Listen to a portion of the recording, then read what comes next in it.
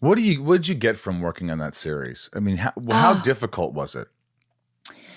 It was, well, it was challenging in that it was only my second job. So I still, when I look back on the show, I can see how green I was. And I'm still a sponge. I still look at myself as, I mean, I don't think I'll ever not be the new girl in my mind. Do you know what I mean? Well, I read somewhere that you you love to work with people that are, I guess, better than you or more experienced so you could learn more. Totally. Punch above my weight. Right. Always, because I want to learn. And I learn from even people making mistakes or people not making, the choices that's needed in scenes. I learn from just watching. But in that show, I learned and I actually pulled a lot of the importance of what like makeup and costume can do for a character. And I brought that into Maison Lucifer, because she had like, you could tell a lot about who she was by how she presented herself or how she walked into a room. Right. I learned a lot about, and I didn't know, I guess it was trusting my instincts about like, protecting yourself on a set with nudity and like what you were comfortable with and just being very. So you had to be nude. Yes. So I did. And you had never done that before. No, bums and boobs.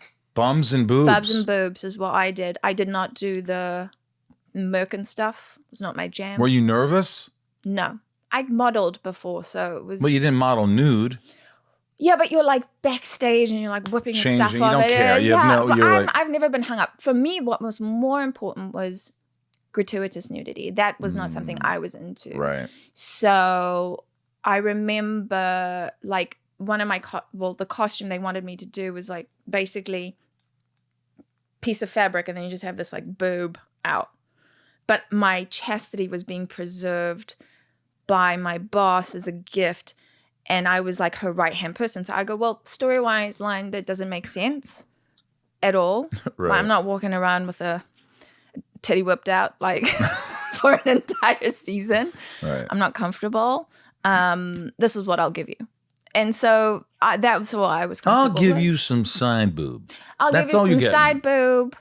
That's what I'm comfortable with. But I was having these sorts of conversations without pre-Me Too and all of that sort of stuff. And I really do credit like being raised in Cape Town, honestly. And like my dad was like, you don't do anything anyone, you don't do anything. You don't allow anyone to make you do something you don't want to do. Like that was always drilled into my head.